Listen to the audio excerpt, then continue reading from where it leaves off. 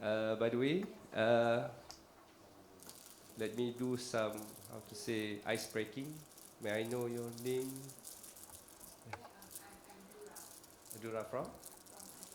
I.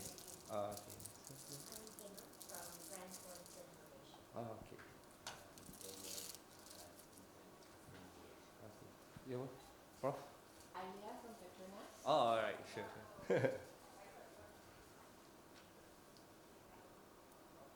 And I believe one of my colleagues is also joining.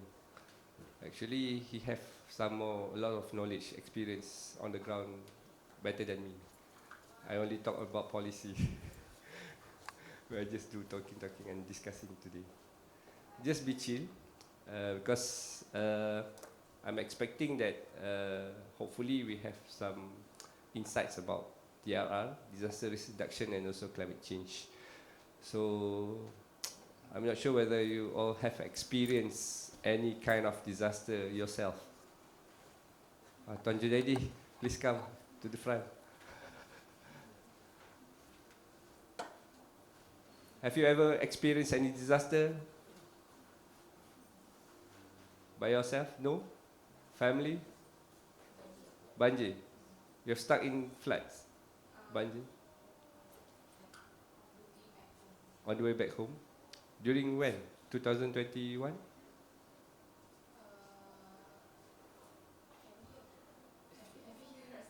Where do you live? Oh, no wonder. Right. Hotspot. We call it hotspots, but it's not hot. It's a flat spot. Because if it's hot, so there's no floods, right? Definitely. So just imagine that I just put this infographic here. We can imagine if we do the climate change adaptation, where we try to protect our environment, yeah?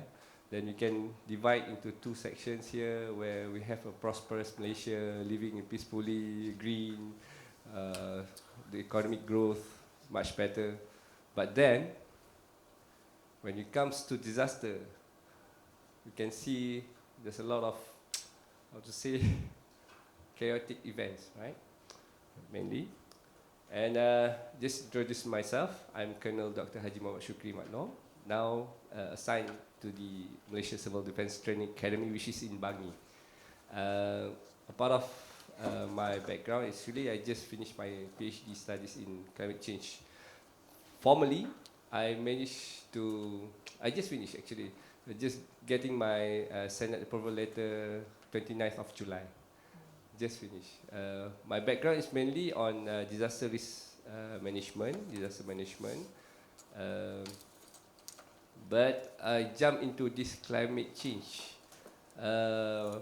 perspective because it is kind of interesting facts that we have some demarcation among climate change actors. We call actors, climate change actors and DRR actors. I just call DRR, disaster risk reduction, disaster actors. If we call disaster actors, they will be disastrous. All right. So, how do I jump from two different concepts into one? Mainly, we can see the effect of climate change nowadays. Merely have some, how to say, negative impact to our lives currently. And I'm not sure whether you are alert about the current condition of climate. Do you know any kinds of incidents, climate incidents happening now? Heat wave? Yeah, because of? Shockingly, everybody doesn't realize, right? Because we are living in the aircon. Do you know that they are predicted that it's not predicted, it's actually happening now. We are experiencing Super El Nino. Do you know what is Super El Nino? No. It's not a girl name, It's not a girlfriend name. La Nina, El Nino. Well, I'm not sure why. Even the typhoon in US, they also use the girl's name for typhoon.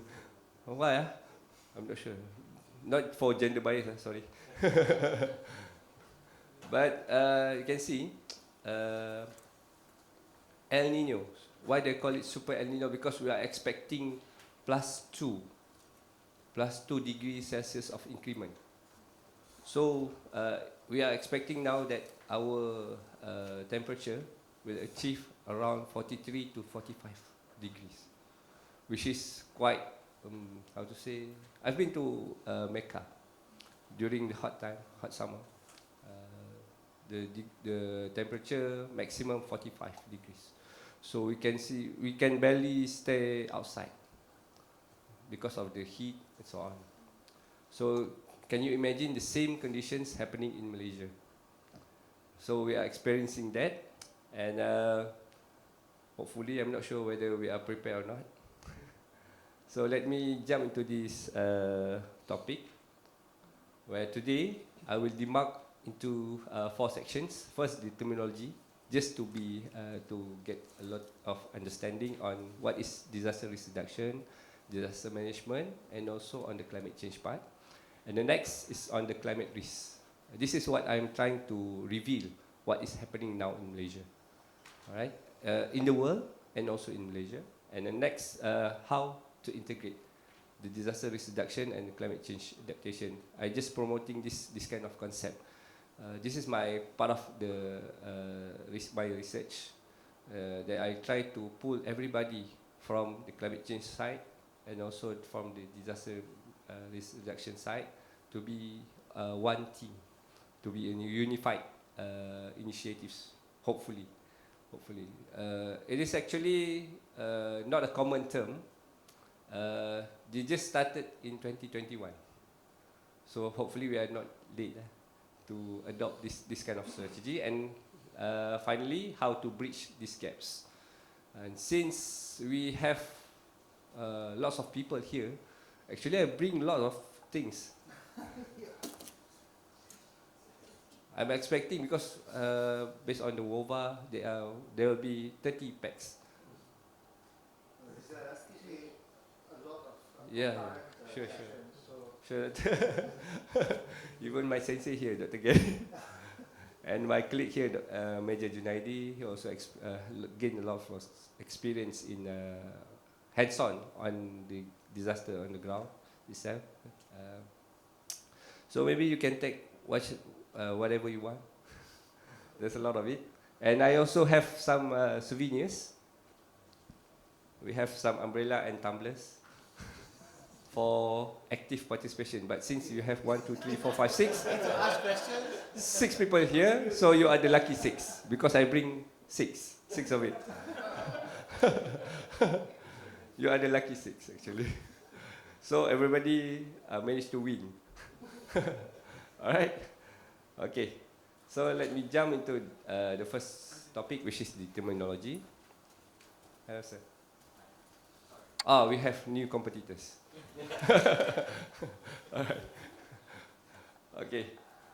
So, all right, just to gain.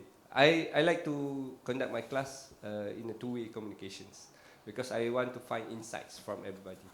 So, what do you think is disaster?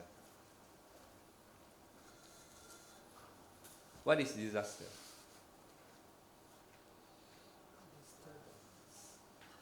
Yeah, everybody, just open. Disaster. We know, I'm facing a disaster. Conditions outside of our human ability to survive. Yeah. Again? Destruction to the area. All right, sure. Then? Anybody? Act of God or something. Act of God, yeah, sure. Then? But sometimes not fully come from the act of God. Yeah.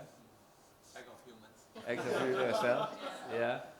Actually, there are many terminology of disaster, but the most commonly used to be further understanding about disaster is the disruption of lives and livelihoods.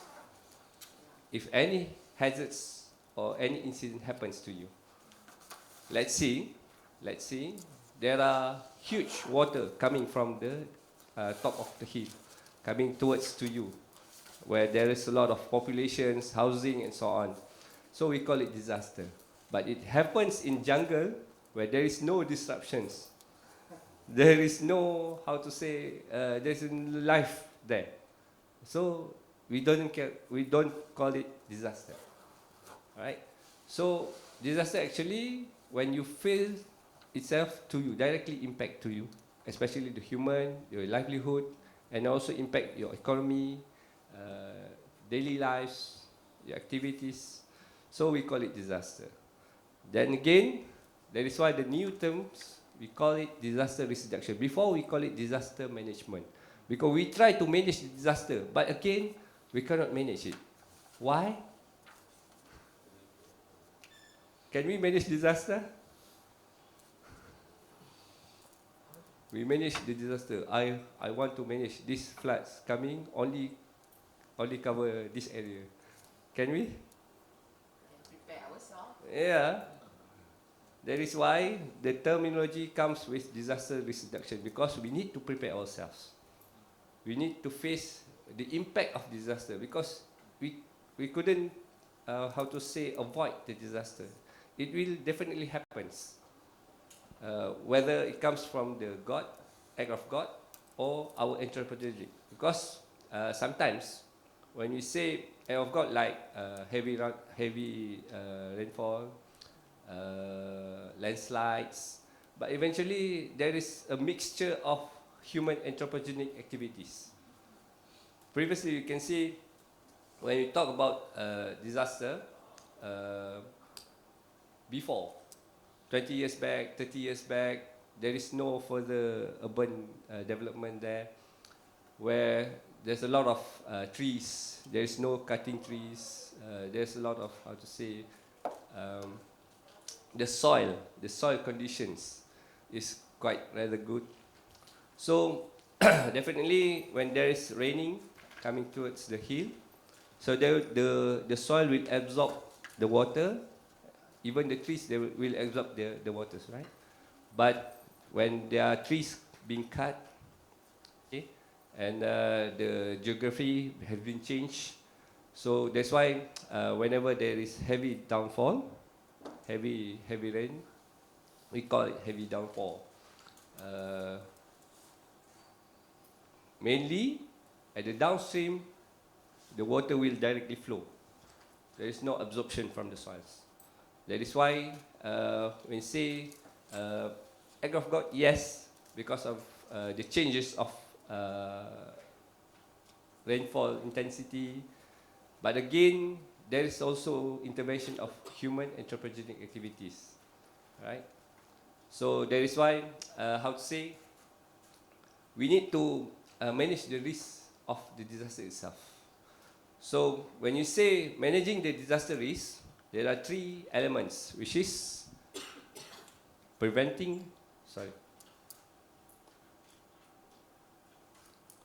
first, to prevent the new risk, because we try to eliminate any activities that will bring up more disasters coming in. And then we try to reduce the existing of disasters, the existing risk of disaster. And finally, to manage the residual risk. Because sometimes in the disaster management world, we have 4 disaster management cycles. The preparedness, the response, the recovery, and finally the mitigations. So there are 4 phases of disaster management. First, from the preparedness, all right, and then the second, the response phase. But mainly here in Malaysia, we are focusing on disaster. Why? Because it is more popular than we do the preparedness one. When there is a disaster, banjir besar coming in. Kuala Muda, 2021. People get saved. Okay, everybody will come in. I will give you funds. I will give you. There's a lot of responders coming in. People will be taking pictures. But if you do, hey, please come today, like today, it's not popular. It's not quite popular. That's why we try to, how to say, promoting this kind of strategies to be part of our lives. Anybody, since like I say during the first, how to say, poll in this class, only one person who already faced disaster, except Major Junaidi. He already faced a lot of disaster because he came into the disaster himself. So he's an outlier. So what your name again? Sorry, ma'am. Dura. Like Dura said, she eventually have experienced flooding for every year, right? So, do you do any preparations in facing that kind of disaster?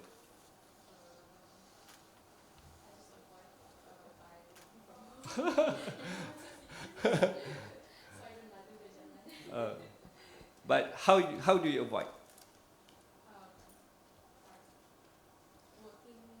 Sorry. By not commuting to KL, so that I avoid the roads that that is flooded lah. How do you gain the informations? Usually by Map Malaysia punya warning, Alright. or weather app.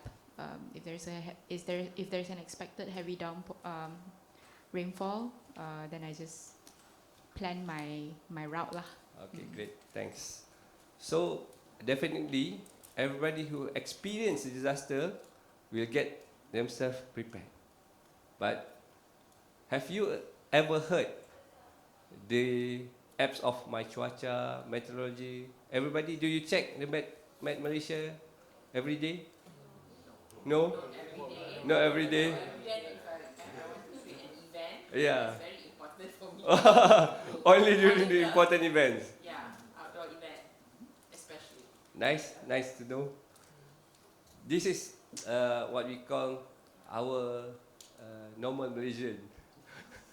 Because me myself, sometimes I didn't check the weather. Even I'm working with the disaster management. But fortunately, I gained a lot of information from the Met Malaysia because I'm part of the group, right? So it is part of my duty to identify what the weather patterns, what is happening today, especially changes of weather. Yet again, if you think, mainly we are focusing, let's see, like Miss Dura here, she experienced flooding, right? Have you ever heard that we also having the probability of droughts, landslides? Do you know that Kuala Selangor have a lot of landslides, hotspots? So I believe this is one of the way towards your commuting every day, right? So do you know if any landslide event happening? You never experienced it, right? This is Malaysia. I don't blame you all, no worries. Because we never, how to say, we never learn. We never learn. Eventually, when we talk about 2014 floods, have you ever remember that? 2014 floods? So we don't have any life victims here, no? Never experienced in 2014, 2021, no? 2025 big floods? We did the cleanup after. Yeah, we just do helps to clean up. Yeah. We come. Yeah. Yeah. You go and clean up, then you really appreciate the Yeah. impact to livelihoods, lives and livelihoods. Sure, You sure. also appreciate how much waste is produced, Yeah. because immediately it's a lot of e-waste, and then a lot of inorganic waste, but also the disruption to livelihoods. But So- the real question is, how prepared, what changes are we going to Yeah. make before the next one comes? And This- that's not really came. This is the questions for today, right? So how prepared are we? But again, let me jump into, because today we try to do some academic activities, which I try to explain, share some knowledge and experience on what is disaster and climate change happening in Malaysia. and later we try to have some workshops, all right, together, that we can have a good discussions among us and to gain insights on what we try to change in the future, all right. So sorry, I'm not coming into a very huge topic on this, because we try to gain a layman term, so everybody can know much understandably, right? Right. Because if you say, oh, this is disaster, this is academic term, maybe after this you'll forget about this. But at least you know the concept of disaster reduction, disaster management, and so on. And then next we have the climate change. What is climate change? Okay, don't look into the slides. What do you understand about climate change?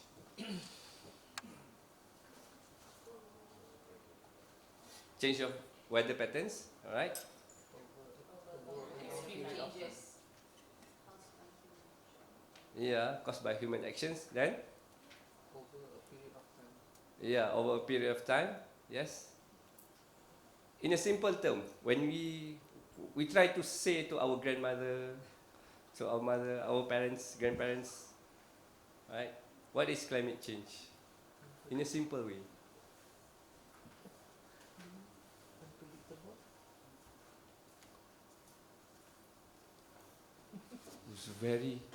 It's very hot questions. Unfortunately, I ask these questions. Is it in a simple term? Yeah, in a simple way. Happening when we don't expect. Yeah. So we expect during the hujan, we expect rain, Yeah. we expect where it's going to happen. Yeah. But either it doesn't happen or it happens different places or Yeah. at different time. Correct. So these polar, these patterns are things that change. In a simple way, we can see that there's a difference of temperature. Before you may feel, before 20 years back, we feel our living area is cool, right? Cool, peaceful, and so on. But now we feel hotter, right? It's in a simple way, right? And then we also experience that the weather changes rapidly. Before there is no, heavy downfall, okay? But now we eventually, sometimes there heavy rain, sometimes there is no rain, right? The weather pattern is changing. Extreme heat. And then you can see before there is no such as floods, landslide, and so on. But nowadays we feel, all right, in a simple way. So I just put it, the climate change, to be understand, so that we can explain to everybody, right? So, what is adaptations? What is mitigations? This is the common terms we use. Mitigation is to prevent the climate change, but yet again, are we able to prevent the climate being changes? No, right? Because it's happening right now. That is why we try to adapt. Try to adapt with the situation. We try to live with the climate change. But do we live as it is? Or we try to change our behavior? So this is what climate adaptation is all about. When you say climate mitigations, yeah, big guns, big countries like US, America, Europe, they are trying to do it because they have a lot of money. But when we say climate change adaptation, even we ourselves can do it, right? We change our behavior. We change how we try to adapt with the changes of climate, changes of weather patterns. We know there will be heavy downfall, heavy rainfall in the few weeks. We need to prepare ourselves that there will be flood coming in. We know now we are facing the El Nino. So what are we trying to do? What we try to do to prepare ourselves during El Nino? Try to conserve water. Yeah, right? Try to conserve water. Drink a lot of water because there is a lot of heat waves. Try to avoid outdoor activities. All right? Okay. So this is how we adapt to the local changes of weather. Right? This in a simple way. Okay. So as we, just to be clear, the relations on climate events and with the disaster. We see most of the climate events coming from either natural influences like volcanic eruptions, changes to the Earth orbit and so on, or anthropogenic activities coming from the human activity itself, the manufacturing, our car, our transport car today, right? The way we produce carbon emission and so on, right? Then there will be a temperature rise and the changes of rainfall intensity. Not definitely the rainfall will, how to say, more increasing, but sometimes there will be less rain, like nowadays, right? We feel there's no rain. There are already 2 weeks no rain, right? Oh, don't remember. Sorry. We don't remember, right? When the last rain? We don't miss the rain, right? Oh, perhaps we are glad there is no rain. Ada. Depending on the situation, right? Depending on the locations. But for me in Bangi, there is already 2 weeks no rain. Yeah. And then there will be sea level rise because of the glacier, because of the melting, and the sea warming. Okay, the sea now, if you go to the beach right now, there will be hotter. Right? It's simple. And then in the terms of UNDRR, United Nations Disaster Risk Reduction Office, there are three, they're grouped into 3 events. First is the hydrological, whether the floods, landslide, or wave actions. You know wave actions?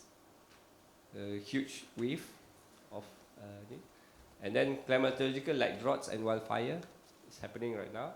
And also meteorological, whether extreme weather or thunderstorms, right? So definitely it will affect our natural resources, economy, community, and also health. Okay, just a simple guide to be more. It's not simple. That one is simple. This one is more complex. You can understand that 43% of the emissions coming from the carbon dioxide, 43% from the methane, and 10% from the nitrous oxide. Okay, and you can see this is the complex diagram of it. Right. Later I will share the slides. No worries.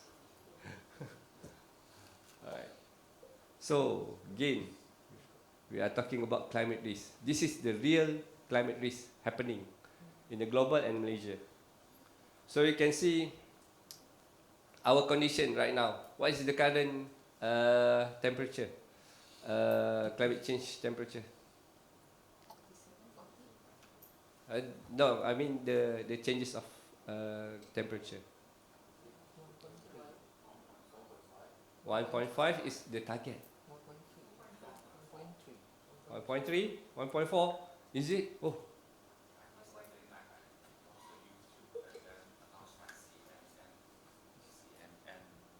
There is a weather journalist reporter mentioning that currently is 1.4. 1.4.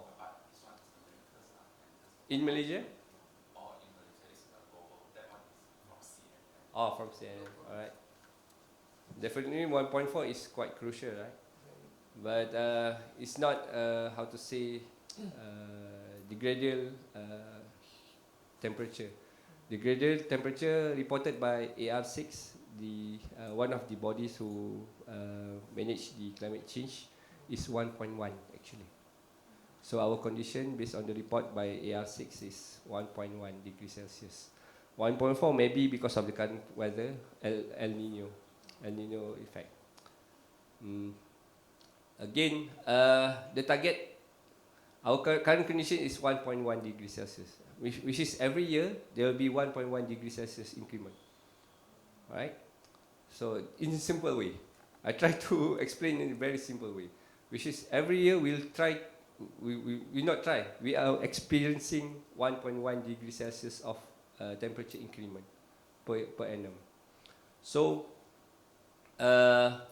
what if the temperature rapidly increased to 1.5, which is the target of IPCC, right? 1.5 degrees Celsius. This is the study coming from the WWF, where there will be definitely 100% increase of flooding events. And also 6% of insects affected, 350 million urban residents exposed to severe droughts. 350 million populations exposed to severe droughts. The ice melting, marine diversity, and also 70% of world coral reef lost. Okay, if our 1.5 degrees Celsius target by IPCC achieve that, so definitely we have a lot of risk for the climate change. But again, there are some predictions. What will happen if it happens to increase to 2 degrees Celsius per year? So definitely the risk becomes more intense, right? So there will be 170% of floodings. This is simple way. So 1.5 degree, 100% increase, but increase to 2 degrees Celsius, there will be a severe risk, 170%, meaning increment of 70% more of flood risk. Let's see, to be more understand, let's see this year, we have 100 cases of floods. Definitely if 1.5 degrees Celsius, next year there will be 200 cases, right? And if 2 degrees Celsius, then there will be around 300 more, right? 270 more. So this is happening in the world right now. Are we ready for it? Or are we just sitting down here, feel very comfortably, living comfortably with our families? So this is what I try to bring you, the risk. And this is what is happening in Malaysia. You can see the weather patterns from 1901, coming hotter. There is some outliers here in 1940s, and suddenly becomes more hotter until today, where we're expecting to have the El Nino effect. Yeah. All right. And then this is the plot come from my ICLIM, is research center by the UKM, where the highest point in Peninsular Malaysia is in Klang. Why? What do you think? More industrial, yeah. And there is another one in Johor actually, in the Desaru, maybe industrial, right? Definitely industrial. The lowest is Kinabalu. Why? Mountain area. There is no less industrial, and most of the activities there mainly traditional industrial, right? All right.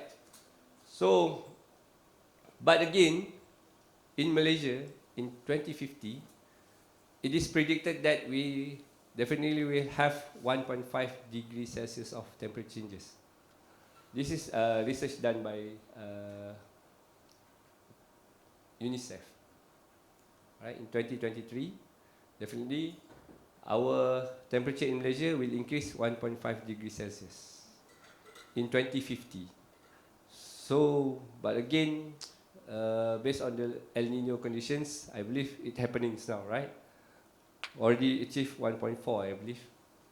And we are expecting to increase about 2 degrees Celsius. 2 degrees Celsius. Because of the El Nino. Yeah. From recent news, from India and to China, and then recently at Korea, and yesterday is America. That one, is it near as well? Because they think that the outside temperature has reached until 42 Yeah. Celsius. That's one is it the same scenario happening? Yeah, same scenario happening because the super El Nino is happening throughout the global. Yeah. But it's moving. That means that after America, Korea, then will move down to Southeast Asia. Yeah. How things work. Yeah. Okay. Based on the meteorological understanding, we know that our Earth is rotating, right? So definitely there are a lot of changes in the Pacific Oceans. So the orbit of the Earth will definitely affect the Pacific Oceans, the wind, the oceans movement, and so on. This I try to explain you in the layman term.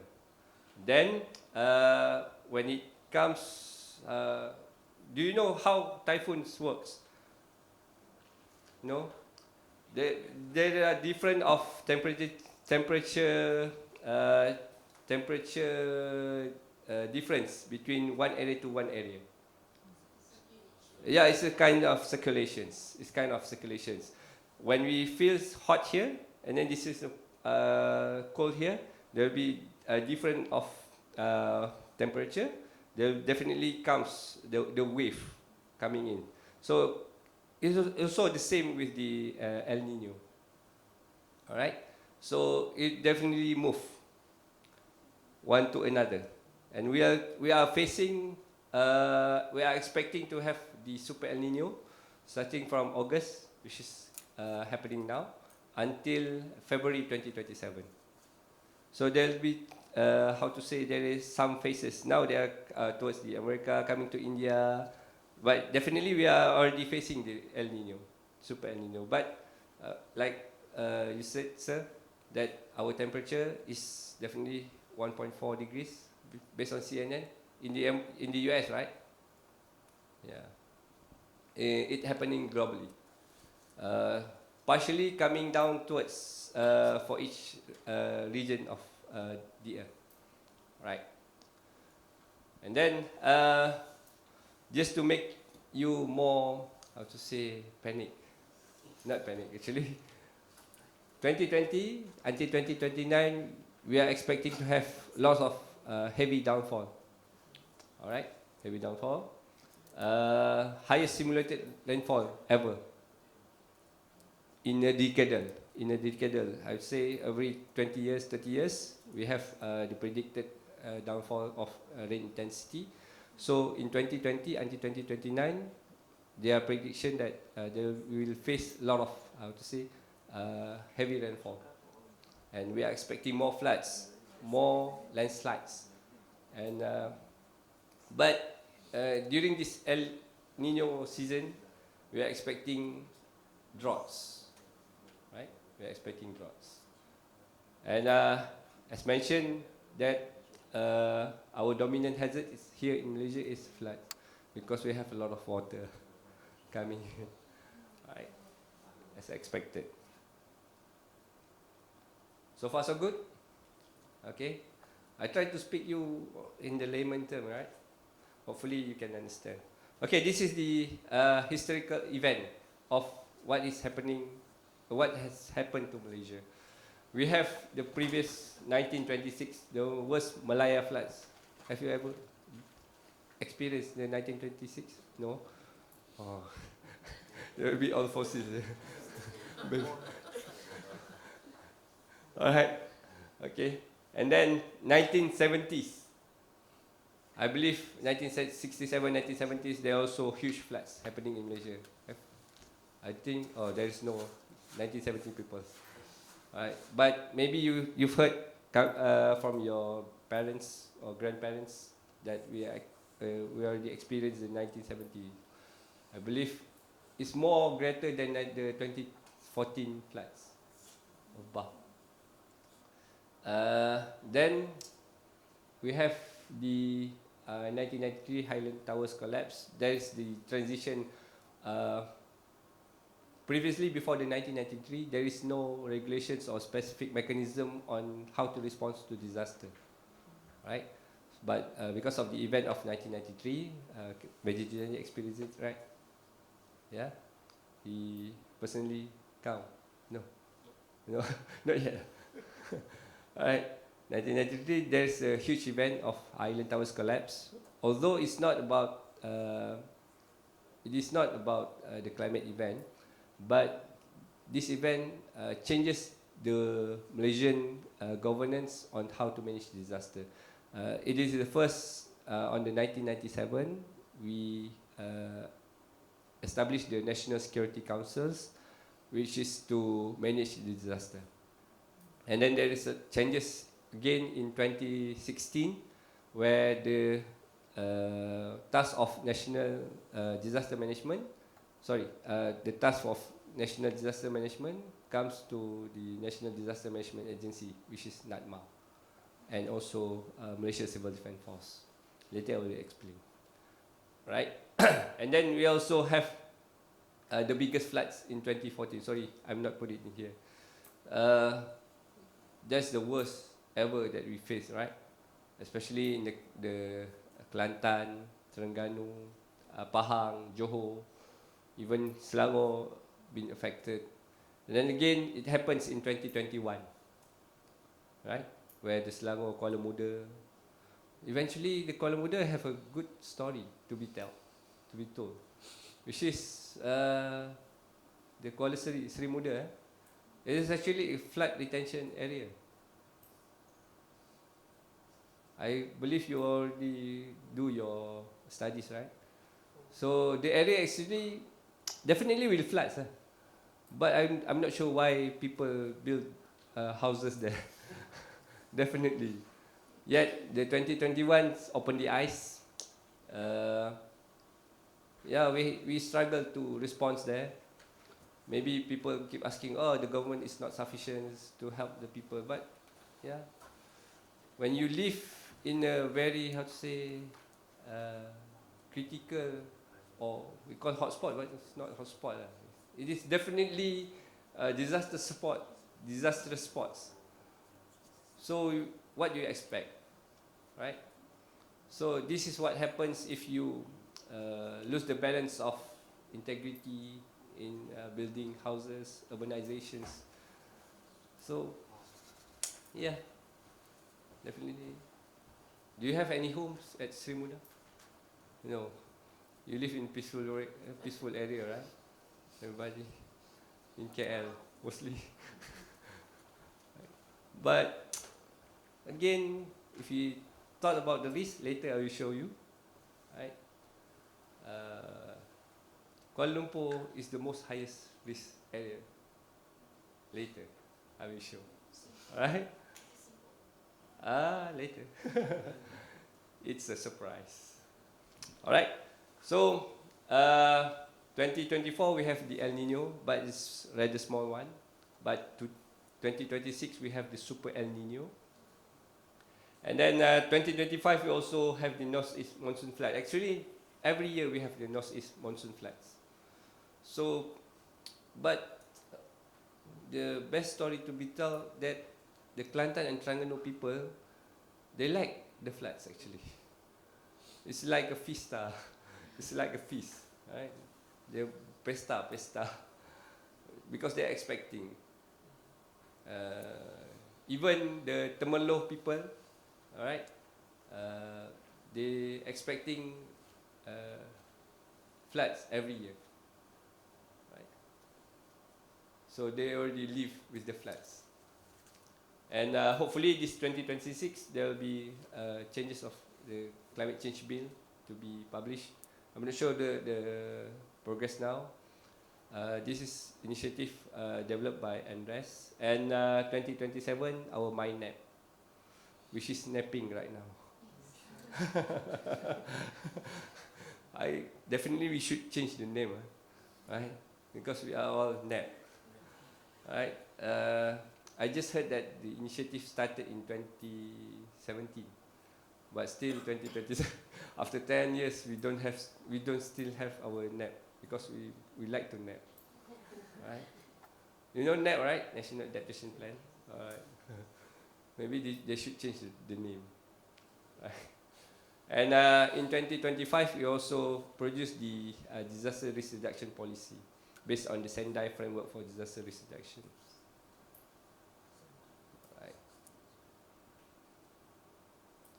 Alright, this is the current situation, 2026, total disaster losses in Malaysia, around 900 million to 600 million to 900 millions economic losses. In 2025, of all disasters, the most affected area is the infrastructure. Alright, and then the business premises, agriculture, and living quarters. For definitely, private companies affected more during disaster. And there was hit in Terengganu, 89 millions, in Johor, 72 millions. This is happening in 2025 based on the DOSM statistic. And yeah, as mentioned, we're expecting 43 degrees and 45 degrees like the Saudi Arabia right now. Alright, temperature, and there will be drought risk, especially in Sarawak, Johor, and Selangor. Right.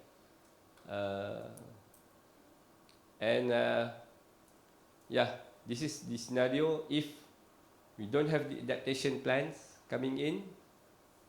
Definitely, we will lose another 8.3% of GDP reduction. Right. Alright, this is what I try to share you about the risk happening in Malaysia. I try to map, this is the composite floods coming from one of the researchers in 2021. Alright, where you can see most of the flooding area comes from the coastal of Malaysia. Alright, and then this is the landslides hazards. Definitely landslide is happening at around Pahang, Terengganu, Kelantan. Why? Yeah, Banjaran, because of the Banjaran Titiwangsa landslides, right? And then coastal vulnerability, eventually we have a lot long beach around Malaysia. Peninsula, of course, we have hotspots, especially in Selangor. The, how to say, coastal vulnerability comes greater in Negeri Sembilan, Port Dickson, Morib. Alright. And then this is the expected maps where land will be, how to say, we say that land below floods. It's like the Amsterdam. Okay, you know Amsterdam that they live below the sea level. Alright, so we expect the Lembah Kelang also will be becoming the next Amsterdam. Alright, and we also have drought hazards, especially in Terengganu, in Johor. Right. So when we map all these maps, you can see the most vulnerable area is at the east coast. Right. Sorry, at the west coast. Okay, and also the east coast. East coast mainly on Kelantan and Terengganu, but definitely the Selangor coming from the Perlis, Perak, Kedah, Selangor, Johor, having a lot of, how to say, future risk, right? But please don't be panic.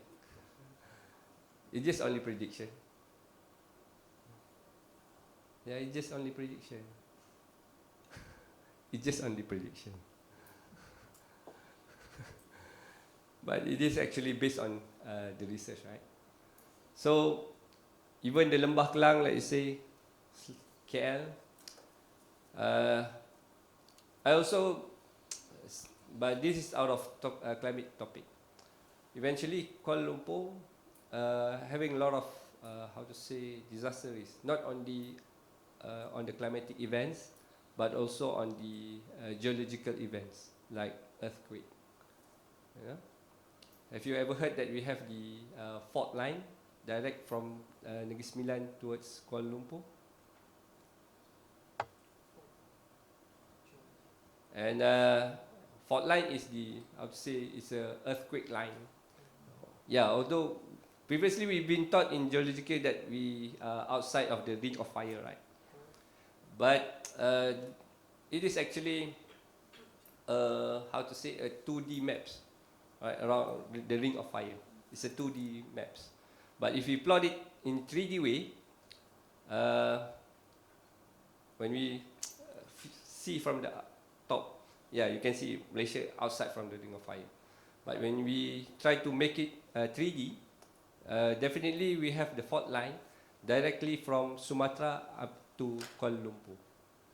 That is why whenever earthquake in Indonesia, we also feel in Kuala Lumpur. First, because of the frequency of earthquake.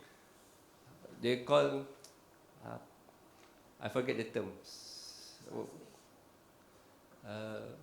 Sorry?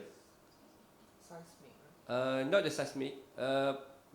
Whenever the tremors coming in Indonesia, we also feel in Malaysia. We call it, how to say, because of the frequency. Have you ever heard music?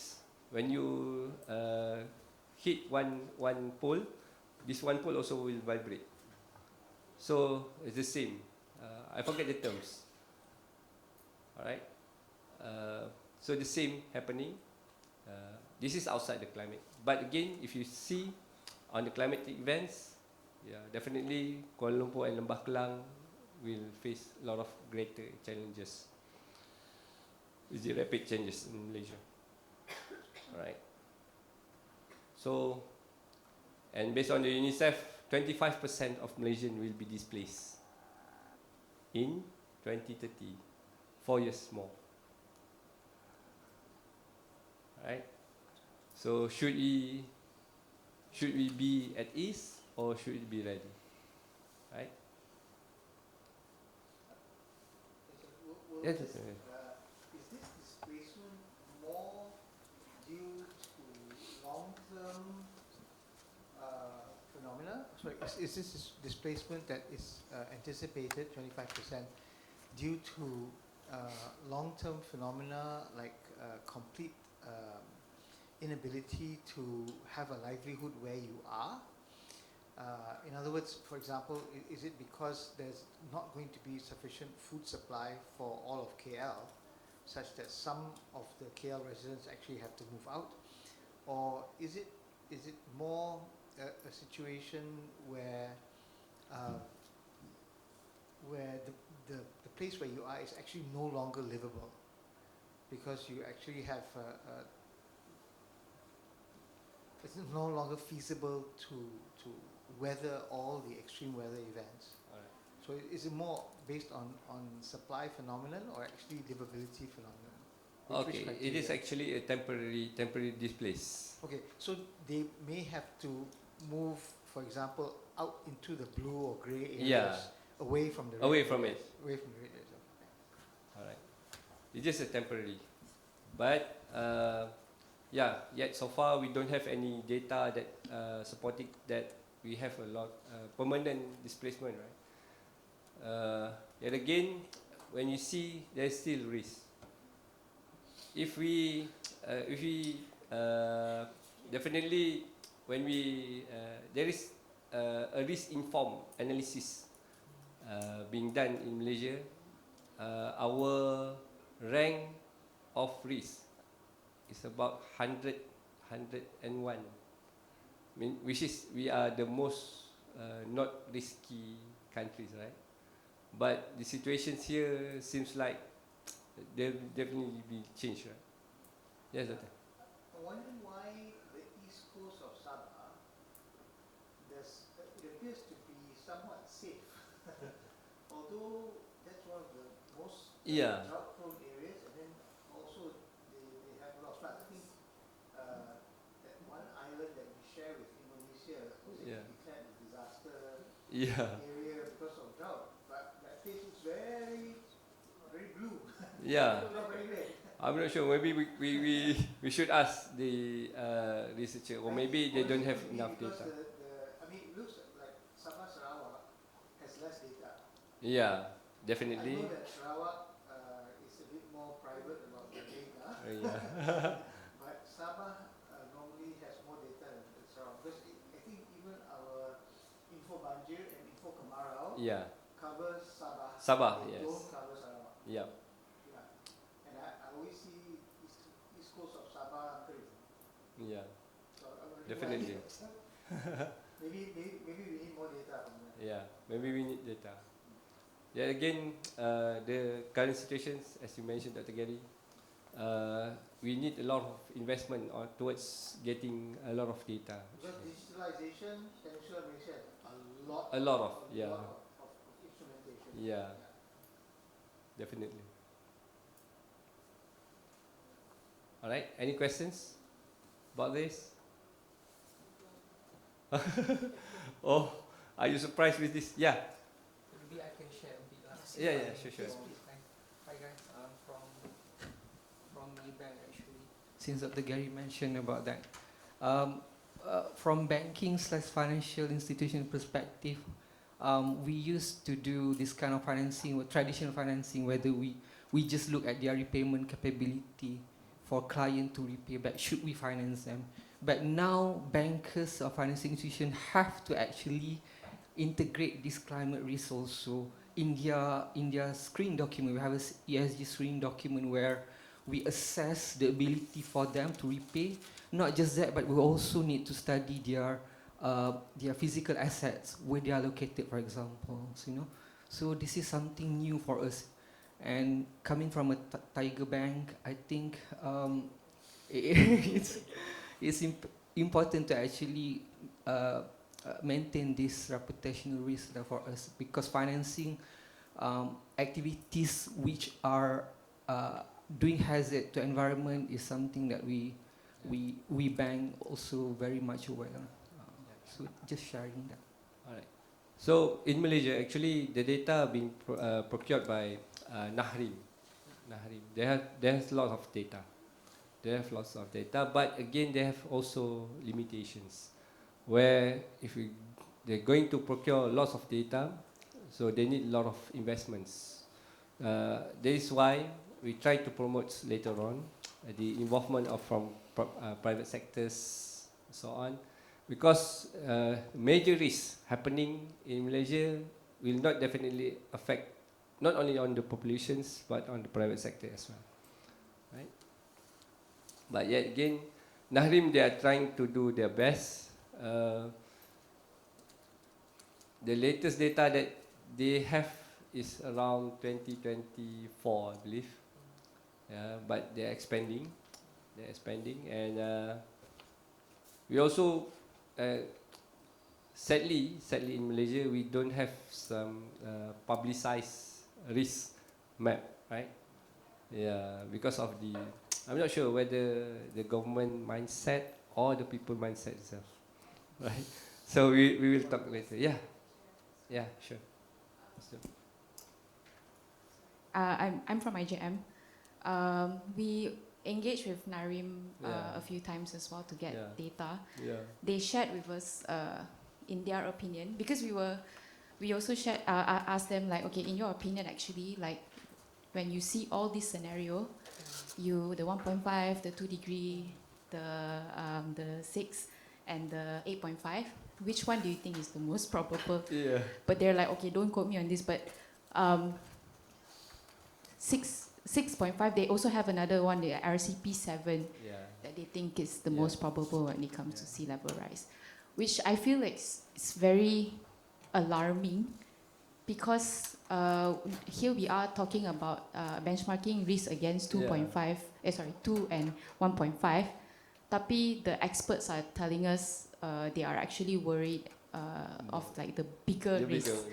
Yeah, and on top of that, they actually also told us that they have risk mapping, but they are very, very reluctant to share it out, which we find that very sad to see, actually. Definitely, because the sad story is sometimes even the researcher, they have different school of thoughts. Yeah, they have different school of thoughts. They will sometimes they say, my data is much better than yours, right? They are competing each other. So this is the Malaysian style. We like to compete. Yet again, we try to find any good solutions that we can combine this data and to have similar understanding, like Ms. Dura said. We try to get everybody get involved and contribute into this kind of discussions. So mainly, hopefully, before 2030, right? We try to reduce or eliminate this kind of risk in the future, right? Okay. Any more? This is shocking you, right? Yeah. Yeah, sure.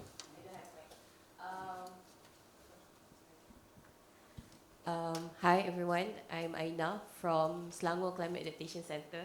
Sorry, dengar sidang Dewan. Just to add, we do have a climate risk, not climate risk, a disaster risk map available online actually. It's in but it's planning based.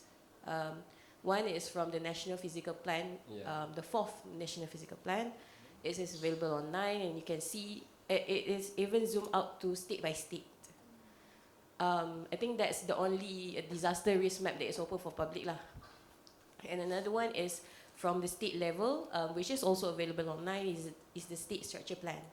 So you could see flat, as in the map, and also the composite disaster risk. But the issue is it's always cascaded.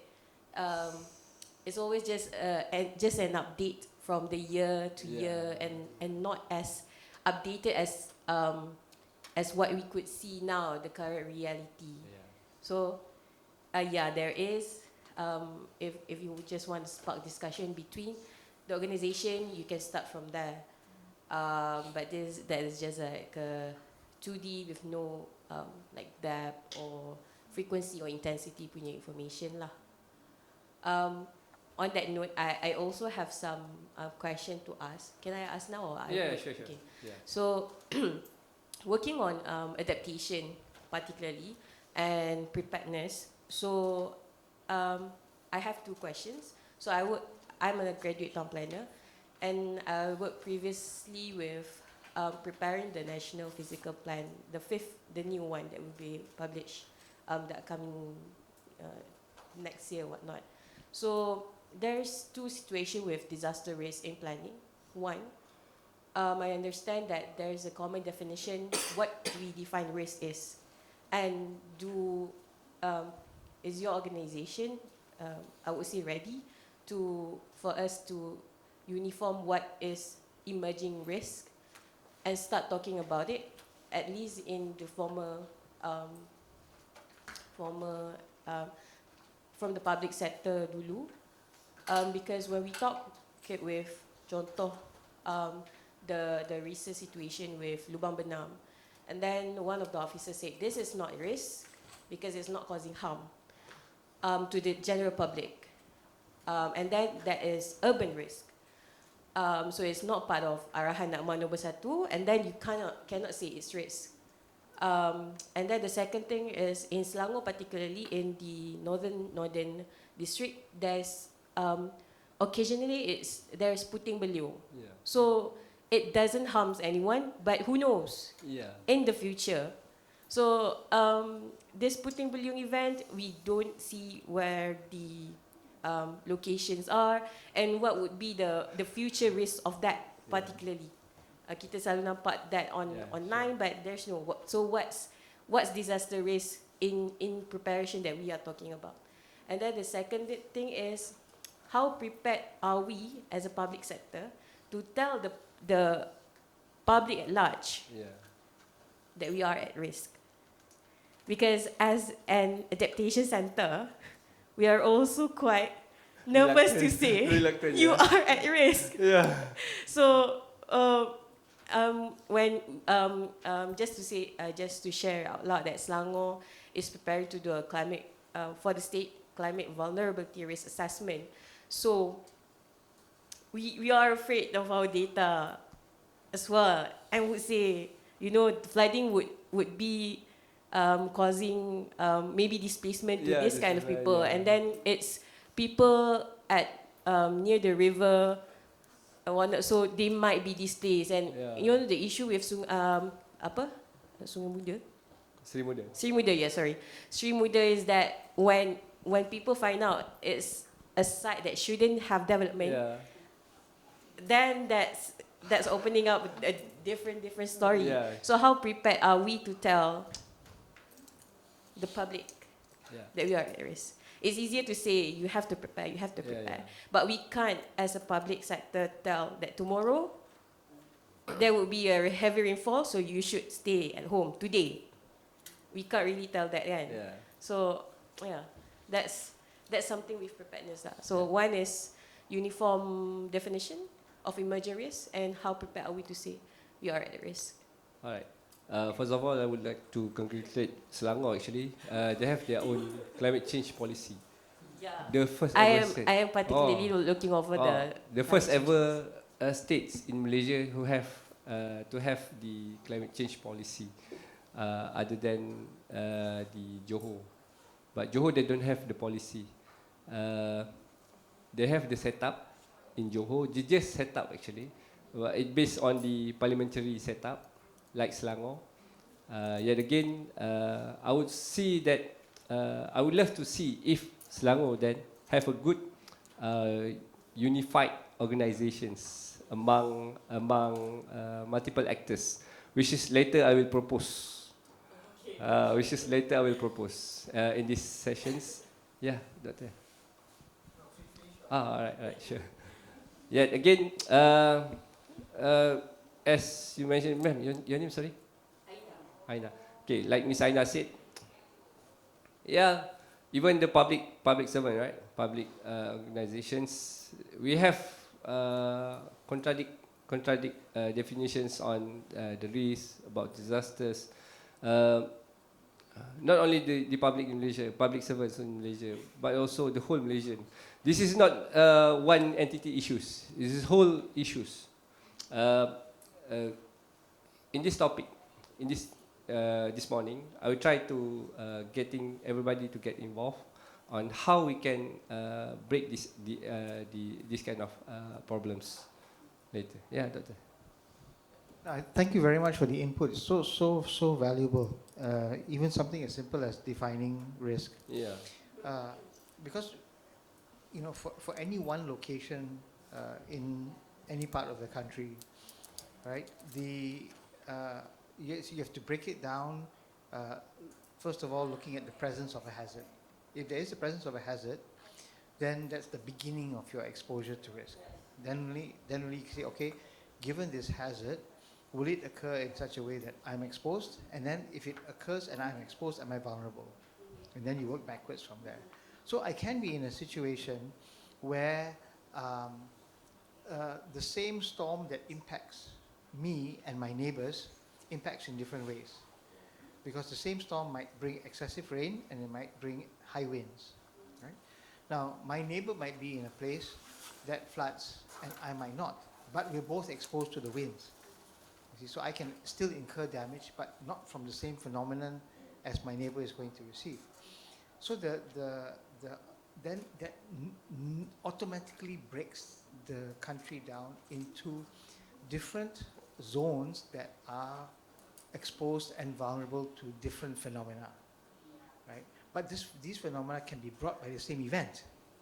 So one risk that I already see as far as public response to Puting Beliung is two things.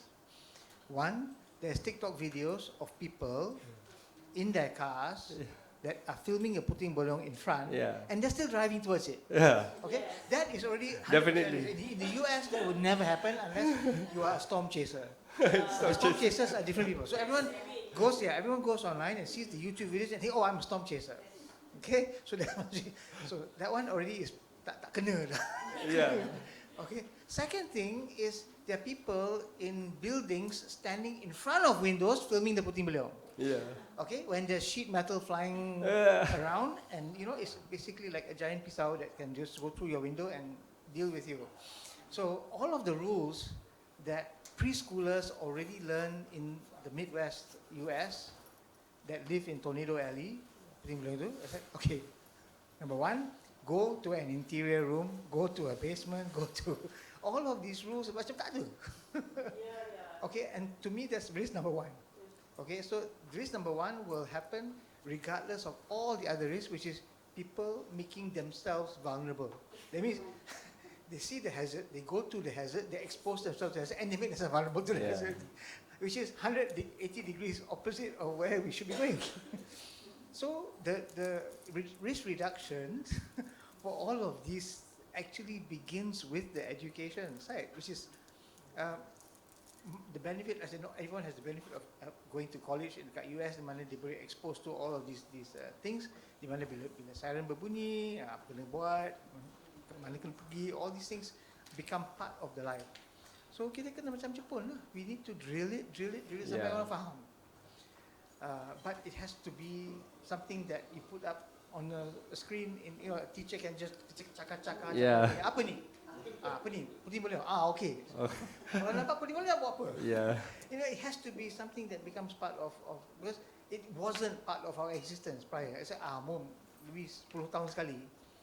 Then I missed the one that when I was 1 year old, but I saw the one when I was 10 years old and then 20 years old. But now it's happening every 2 years, every 3 years. So the response kena more proactive. Kena proactive, and then kena join the dots. We really need to join the dots, and then we need to make sure that all of society, because senang kata, all of government, whole of government, all society. So, 6 words. 6 words. All of government, senang cakap. But when it comes to the real life implementation, do you even talk to your kids about it? I'm yelling at my son all the time. Dia nak 10 minit mandi. I said, how much hot water are you using? How much water are you using? So I said, if you don't stop this, I'm going to give you 2 baldi and 1 cedok. Okay? No punishment, make you aware. I'm going to give you 2 baldi. Half baldi to wet yourself, 1.5 to wash off the soap. You learn to cedok. And it's not going to be air swam. It's going to be air sejuk. Until you learn to menghargai this kind of thing. And my son is like, he's 14. He should be aware by now. So all of these things kita kena make it part of learn by doing and do by learning. Macam ni. Thank you. This is just the putting beliau. This is what definitely happens, right? So this is why I try to get your attentions to this topic later. Alright. Perhaps your answer will be perhaps your questions, Ms. Aina, will be answered after this together. Right? So integration of DRN and CCA. Alright, just skip the terminology parts. But eventually, just to share, there are 3 different entities handling, 2 different entities handling the disaster and also climate change in the world. Alright, first the disaster risk reduction handled by the UN disaster risk reduction, where we have the policy called Sendai Framework for Disaster Risk Reductions, which definitely will end by 2030. And also similar with the climate change adaptation, which is under the Paris Agreement and IPCC, under the administration of UNFCCC. So, but again, the main things that we commonly discuss is the SDGs, Sustainable Development Goals, right? So they both definitely will answer the SDG. That's why we keep on promoting SDG, and SDG, right? Mainly on the corporate sector. The government, sadly, no. Okay. As mentioned just now, we have, this is what the gaps are. We have the unilateral, top-down, kind of monocentric and have a different goals, gaps in the governance itself. Self-designated roles, reactive response. Because Malaysia, we like to, how to say, bila terhantuk dah baru nak tengadah. Alright, bila banjir, baru kita turun. Alright, bila puting beliung, okay, puting beliung. And then suddenly there's no puting beliung, okay, case finish. Alright, this is happening eventually. But we keep on repeating the same mistake ever and ever and ever. Alright, so it's the same, but eventually this is not Malaysian issues. This is a worldwide issues in the whole global world. Alright, not only Malaysia. Yet again, we can see how the disaster and also climate change managed in Malaysia. We are 2 different entities downwards, where under the disaster, we have the UNDRR and SFDRR as the policy, but we have the 3 levels of national disaster management agencies at the central for federal governments, and then we have the state levels, state disaster management committee, and the district level of Malaysia for the district disaster management committee up to the community levels. But as for the climate change, quite differ because we have the climate change adaptation or the climate change policy handled by the FCCC, but it stops until the federal, only at the federal under the NRES, National Resource and Environmental Sustainability Ministry. All right, it stops until that. Yet they both have different gaps and how to say problems for each other. We can see DRI in Malaysia, yet we have very good multi-level governance, but we lack of multi-sectoral approach. That is why we don't get everybody involved during disaster, right? Because of disaster is risky, you cannot respond. Okay, you cannot enter the disaster area because it is dangerous, right? That's why I believe private sector having difficulties to come down to provide any aids and so on.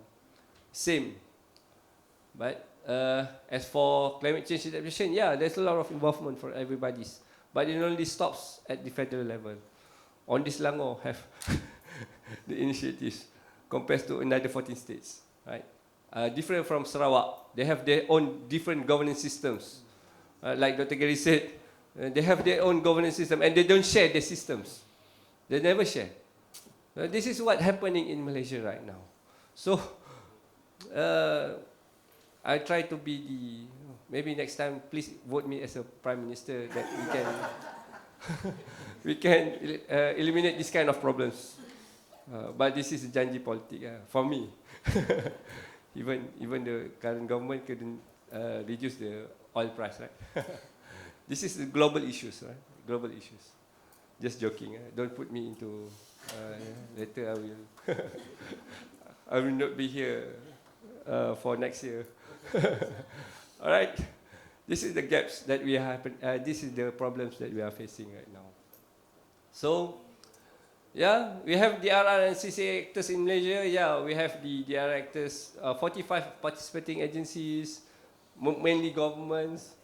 For the climate change, we have 46 actors, mainly from the corporate sectors and so on, different sectors. But definitely, why couldn't we integrate into one system? Why don't we try to unify this one? This is part of my studies. I try to break the wall. But I'm not sure whether it happens. Hopefully, people will remember Syukri. This is our legacy, that we try to combine these two aspects together. Right? Even you can see there is a lot of changes in formally NRE and then NRCC, and then suddenly change to NRS. But this is how the policy works, right? Especially in climate change. We have previously a specific ministry focused on climate change, but where is the climate change? Already changed the climate by changing the ministry. I'm not criticize the government policies, but this is what's happening right now, right? Okay, and this comes to the topic where we try to bridge the gaps of TRI and CCA. Hopefully, we have to have a synergy in resilience and governing-led organization by unified body in one systems, and to identify what is the current gaps what is happening in Malaysia. And this is the mainly 5 pillars of integrations. First, we need to update our policy to be concurrent together, but not only on the top level, until the state level, district level policies. Right? Hopefully, we have a similar goals and to achieve community resilience in the disaster, and to have the multi-level governance. This is where Dr. Gary said we need to have WOGOS, whole of government, whole of society approaches. And multi-sectoral initiatives with the multidisciplinary method. Eventually, there are three concepts of multiple disciplinary, which is the multidisciplinary. The one is interdisciplinary, and the highest level of multiple disciplinary is the transdisciplinary. So I'm not talking about these academic terms. Maybe you get fuzzy later on. Yet again, like Dr. Gary said, the biggest contributors ever is actually the public itself. Yeah, that is why, let me share the story of what has happened in Kobe in 1997. Although it is not a climatic event, Kobe, Japan, 1997, there is a Kobe earthquake happening in 1997 during 6 a.m. in the morning, where at the time, all mothers are preparing breakfast for their children to go to schools, and earthquake happenings, 9.7 inland earthquakes. Yeah? And then there's a lot of tremors everywhere in Kobe, but it doesn't stop there. Definitely after the earthquake, there's a lot of fire. Why? Yeah, because they have the pipeline gas. Okay? Yeah, pipeline gas is good for utilities, but suddenly when the disaster strike, so there's a lot of pipeline gases, and suddenly fire come up all over the Kobe. So what the biggest story that they're going to sell here is, starting from that event, they are selling the three concepts of helps, which is the self-help, mutual help, and public help. So this kind of, how to say, you can find in any writings on, they call it Bokomi, but the concept here they are promoting is self-help, mutual help, and public help. Because why? During that time, 70% of the responders coming from the public. Whenever there is a quake, there is rubbles, right? People get stuck under the rubbles, right? And if they wait for the government officers or the responders coming in, they'll take about 1 hour, sometimes 2 hours, because it happens everywhere. Right?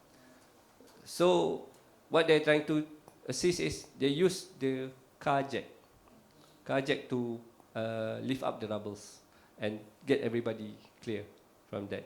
And they evolve themselves making self-toilets. Remember, during the time, it is actually during winter. So, you know how struggle is winter is if there is no heater, right? So, like the Turkey earthquake happening also during winter. So it is quite struggle. They perform toilets making like origami. They like to prepare origami, right? They love origami, so they create a toilet based on the paper. How inventive is their people at the time, and the best thing is they share this kind of concept to everybody, so everybody can use that.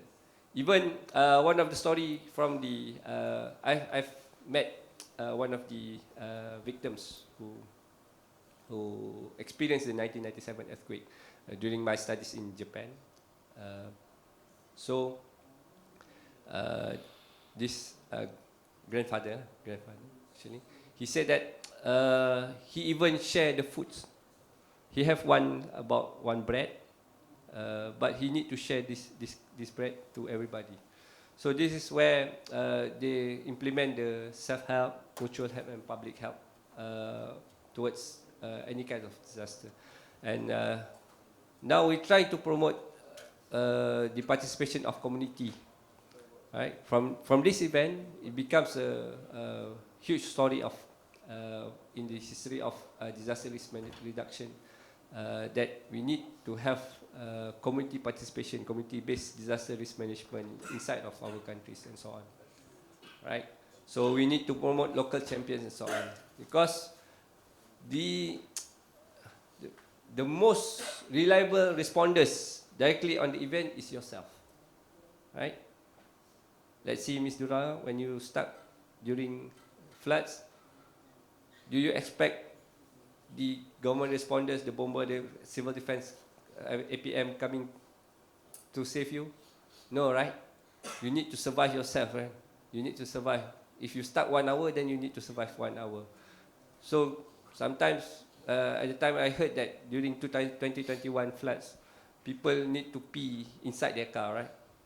Need to pee inside their car, and then I don't know how they survive to sleep in the car. Even 2021 in Sri Muda, there have been people stuck, even my family members, stuck for 3 days on the rooftop. 3 days without assistance. Why? It's not because of the government don't want to assist them, but please be in mind that during the Sri Muda event, it happens at the urban area. If boats coming in towards the urban area, sometimes the boat motor will struck the car underneath, right? Because we couldn't see what is under the floods, right? This is what happens. So you need to survive yourself, actually. And we are keep promoting this community-based disaster risk reduction initiatives towards the public. So you are the one who be the good responder for yourself later, right? So, all right, this is WOGOS, just a strategic, all right? This is how we can integrate on the policy part of this DRN climate change adaptation. Mainly the topic on the risk assessment versus the vulnerability assessments, resilience building and preparedness and response, mitigations and policy plannings, and also capacity development, including recovery risk constructions. Even in the Sendai framework for disaster risk reduction, whenever disaster struck, you can expect that the livelihood of the current human, let's say you live like here, our stages here, we live. Whenever disaster strike, mainly your livelihood will go down, right? Go down. But again, there is a new term, we call it build back better, where we should be better than the previous scenario that we have before. Why? What do you think, why? Yeah, first, we need to learn from mistakes. And then, do you feel complacent with your current life if you are facing threats every day? Means like, yeah, you are facing every day when you try to commute to work, and then suddenly you will face floods, right? Do you need to face the same routes every day? Because you will definitely have the risk, right? So there should be a build back better, right? Where we have some elevated highways where you couldn't start during the floods, or you have another path, or you have a good public transportation system which demarcately away from the risk area, right? So this is what we try to promote in the future. All right, oh yeah, this is the dream of all. Yeah, Miss Aina. So hopefully, yeah. All right, this is the dream. Hopefully we have these setups not only at the central level, but also in the states, or also district level, up to the community level, where everybody get involved. Yeah, people say, why need local politicians? Yes, because we definitely need the local politicians, because they are getting people influence much easily. But again, last week I attended the executive week. The most culprit people who get everybody to is the politicians. So they say the politicians is demarcating everybody. They bring up the race issues, the religious issues, right? We live happily, right? Today. So the issues whenever there's PRN, PRU, or they sometimes come the 3R issues and so on. So again, we try to use them as the our positive impact lah. So they can promote and so on. So please vote me as a Prime Minister later, hopefully. So I try to go fast. This is what the maps that I try to share. Maybe I will share you the slides. You can read about it. I also have publications on integrating disaster risk reduction and governance in Malaysia. Yet I plot everybody need to be participate, especially the researchers, academia, and so on. Even the private sectors, how they can contribute. So, but since lots of you from the public sectors, from the non-public sectors, so this is how we can together work, right? Firstly, to promote on the community engagement and to influence on the advocacy and policy planning. We need you private sectors to be participate in the policy, right? There's now, I believe, our government try to get everybody involved, especially from the private sector, in policy making, yeah.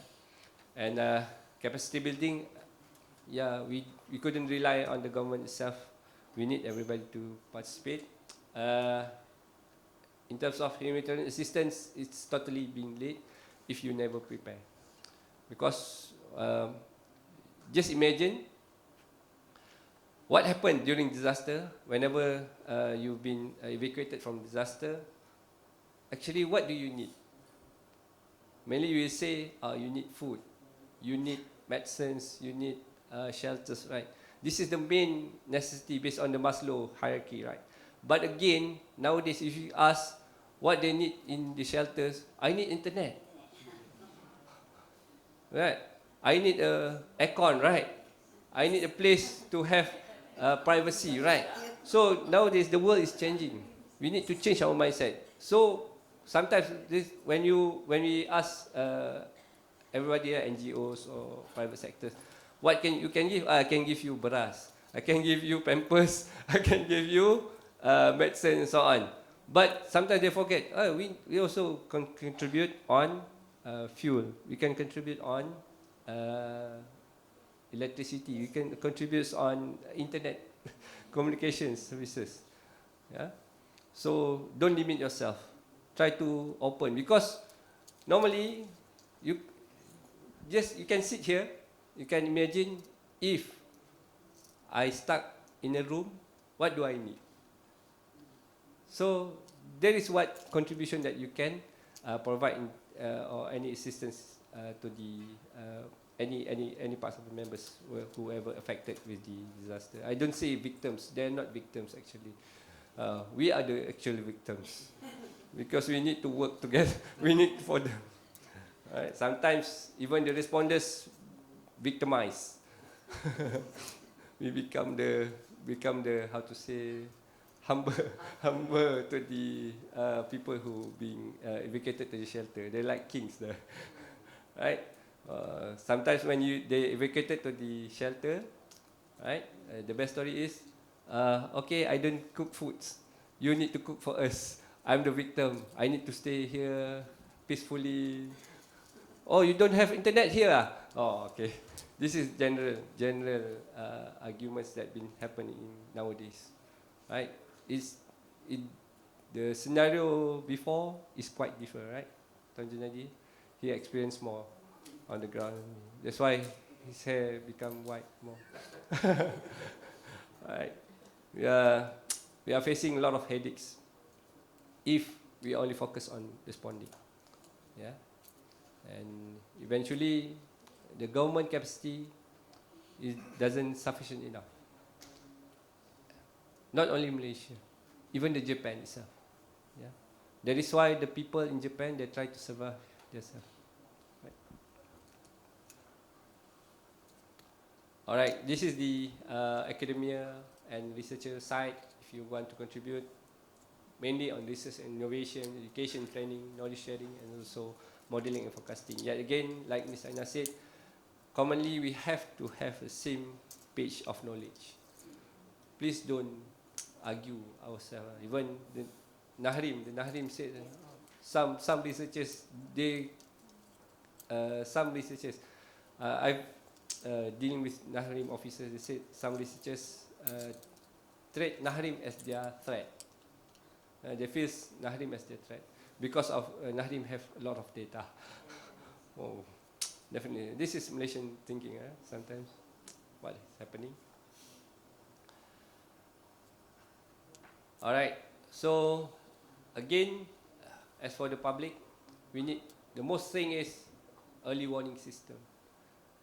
Not only on the early detection, which is their awareness in getting information about disaster, but how they're going to respond and react. Okay, but it's still too late to react on any kind of disaster, right? So we need to, predict.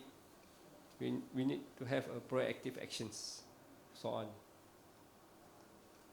All right, yet again, mainly when we talk about governance, we have to have unified. You need to have a lot of participations, but without values, we couldn't go anywhere, right? This is where the good governance theory values coming in. I put it here. We need to have organized. We need to have unified command, abiding to the rule of law, and participation and inclusiveness. All right, accountability, honesty, and so on. All right, so eventually 11:05. Sorry, I just skip the non-interesting part, right? Because the interesting part's coming now. Just now we have 6 people, so everybody is eligible to win. But since there is additional people, so we have a lot of competitions. By the way, I have some sagu hati, sagu hati prizes, okay? Consolidation prize, where everybody can get it. You can take anything you can, but I have 6 additional more.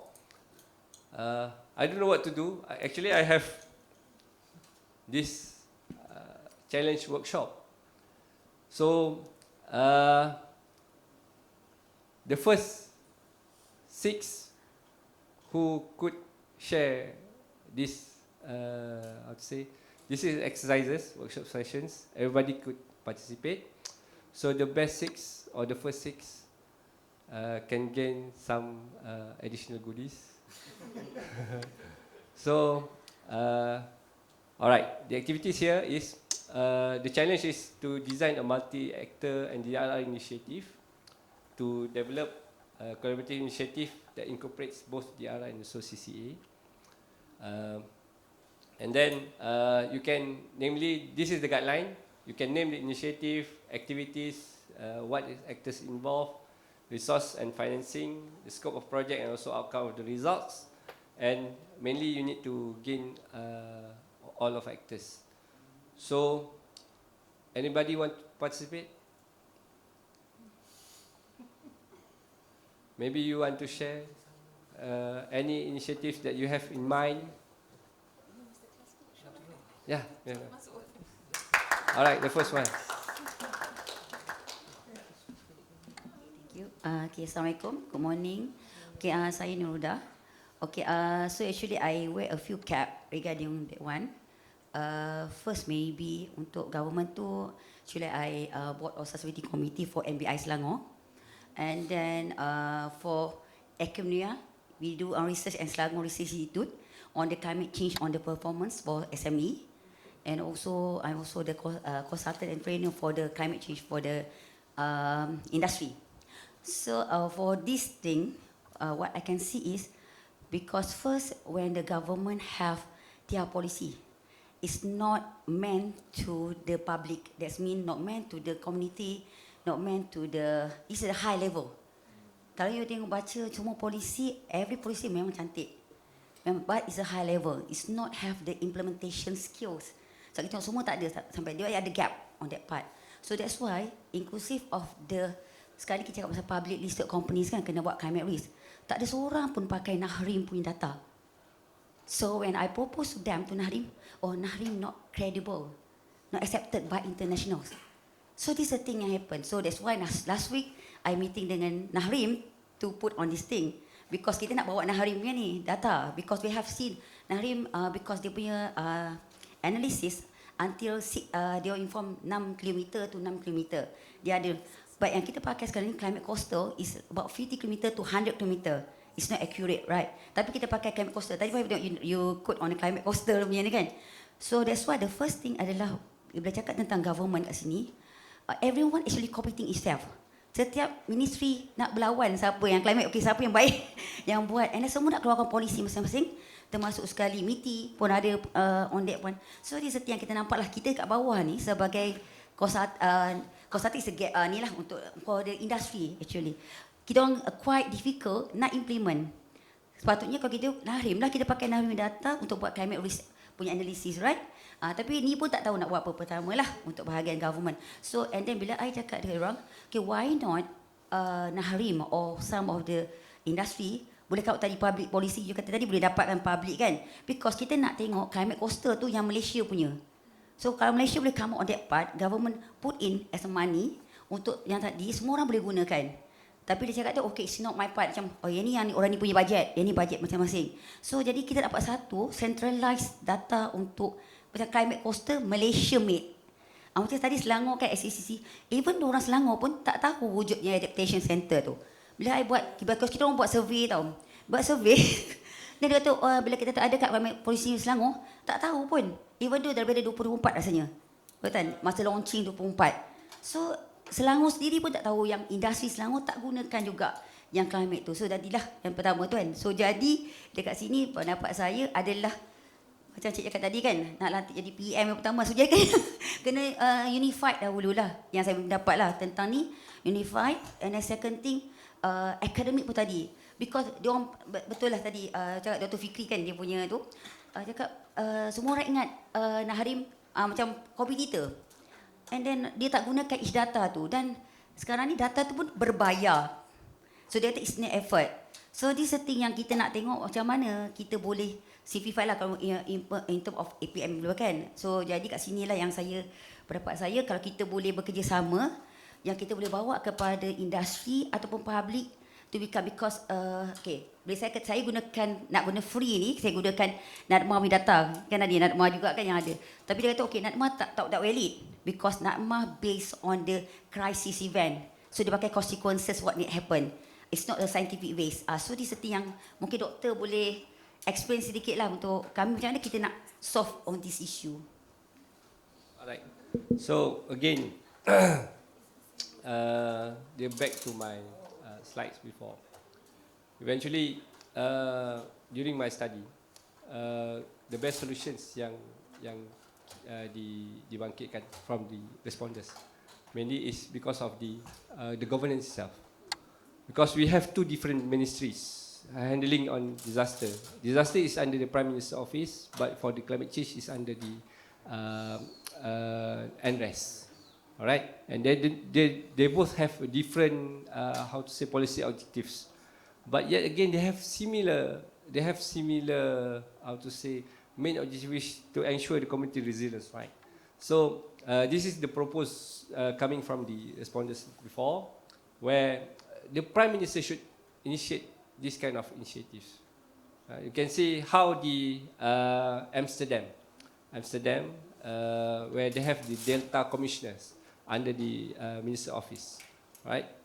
They live under the water and below the water level, but they have a good structure on preventing the floods, right? And it is not coming purely from the government, and they get research institution to be participate in within this kind of programs, and they also get the private sector. Because if you want to do some embankment or you need to build a bund, you need to have a good dam reservoir. So every private sectors, they need to be participated. And yet to be integrated with the publics, they have some alert systems where publics can understand whenever the sea level rise and the flood coming in, right? So everybody, they need to work together. We need to work together. This is the sample that I share, like the data commissioner in Amsterdam. As for Japan, yeah, as mentioned before, as for the Bokomian system. And nowadays, even the Philippines, they are evolving to have such policy on climate change. They try to change their administration towards integrating both DR and also CCA in the governance system. And another set of best samples is Italy. Yet they are still establishing the committee.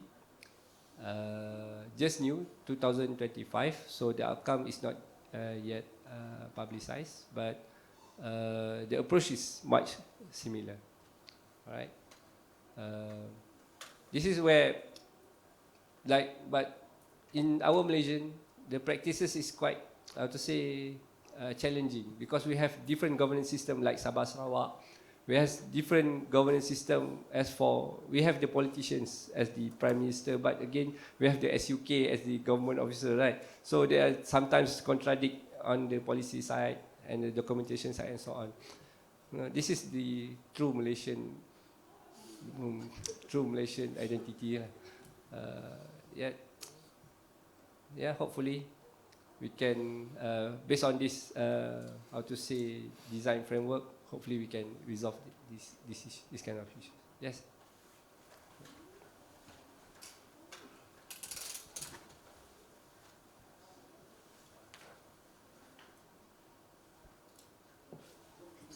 Yes. Okay. Right. Thanks. Good morning, Colonel.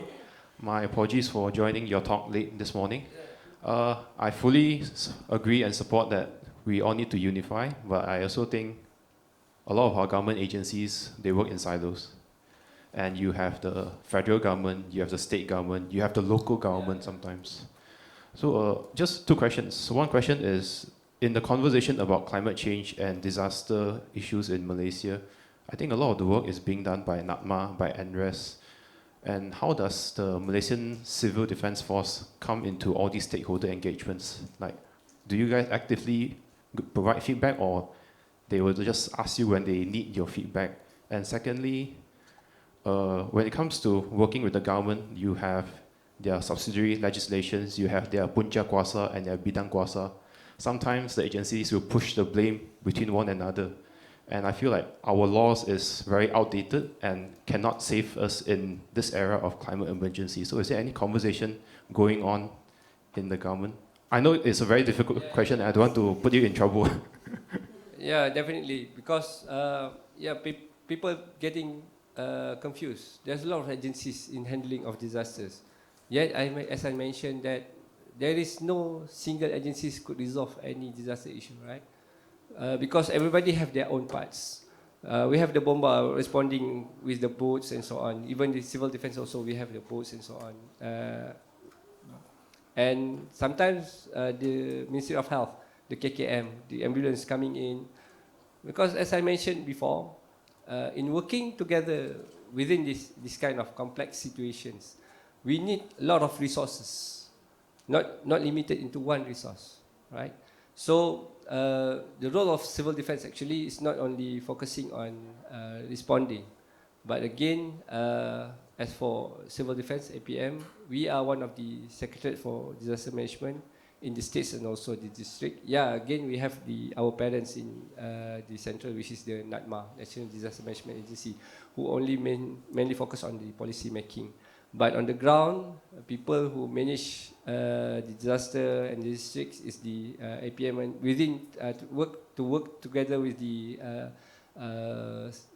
states of governments, right? State governments. We need to work closely because state governments mainly they have lots of issues, tanah, finance, administration, urbanization, planning, and so on, right? But they didn't have any focus on disaster. Yet, this is how we work. hopefully we could change this kind of concept in the future to have some unified government bodies to resolve these issues. Even sometimes when I ask Malaysians, within same organization, we also demarcated by divisions, right? So this is happening everywhere. It is not how to say jargon issues, right?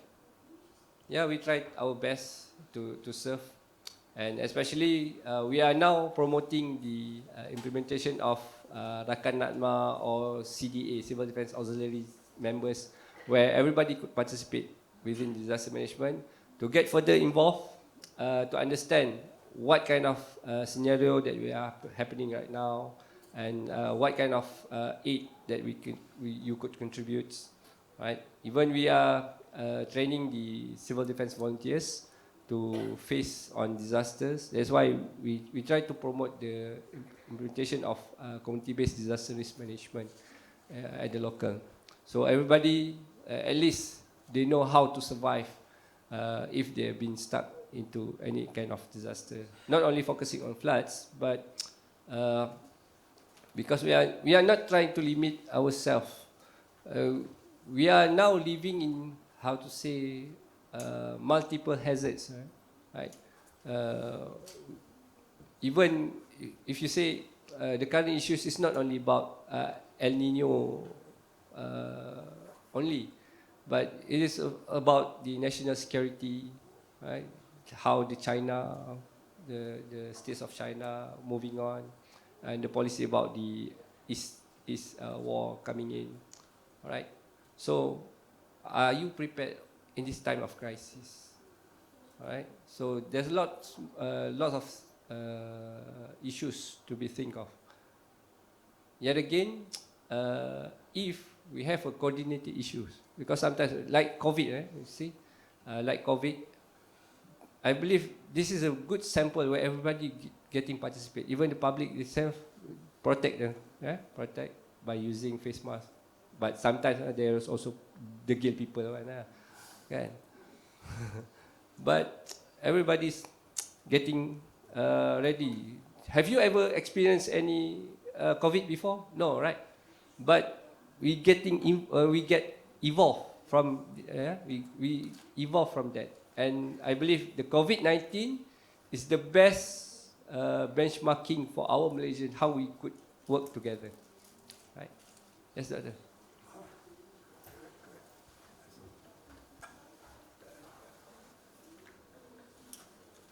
Thank you.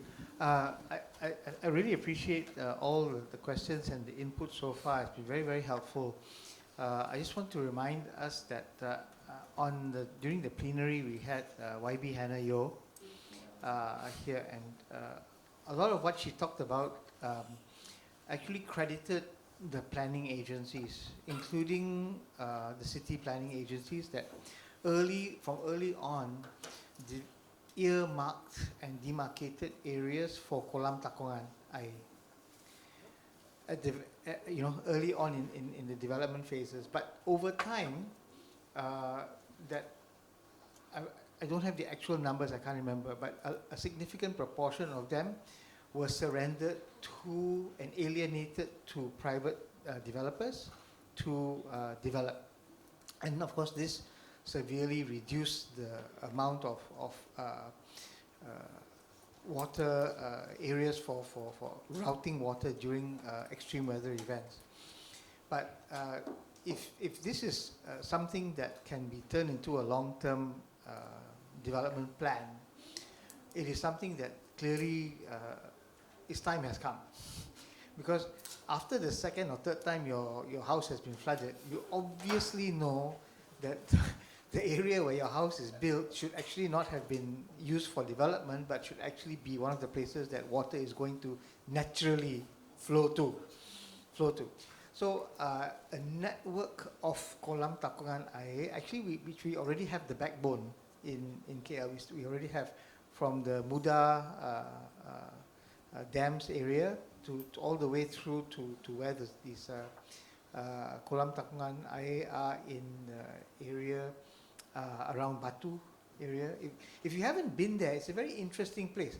I only went there because there was a clinic kesihatan there that had appointment available.